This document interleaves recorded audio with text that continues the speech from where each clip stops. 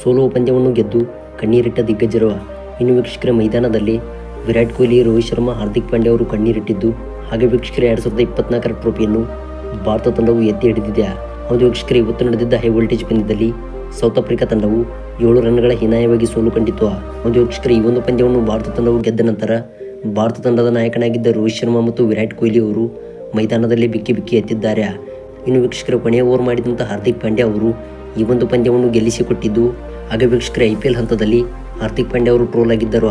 ಇನ್ನು ವೀಕ್ಷಕರ ಆ ಘಟನೆಗಳು ನಡೆದ ನಂತರ ಇದೀಗ ವೀಕ್ಷಕರ ಟೀಮ್ ಇಂಡಿಯಾ ತಂಡದ ಪರ ಹಾರ್ದಿಕ್ ಪಾಂಡ್ಯ ಅವರು ಅತ್ಯುತ್ತಮವಾಗಿ ಪ್ರದರ್ಶನ ತೋರಿದ್ದು, ಹಾಗೆ ವೀಕ್ಷಕರ 1 ಓವರ್ ಬೌಲಿಂಗ್ ಮಾಡಿ 16 ರನ್ಗಳನ್ನು ಕಟ್ಟಿಹಾಕಿ ಇನ್ನು ವೀಕ್ಷಕರ 2 ವಿಕೆಟ್ ಕಬಳಿಸಿದರು.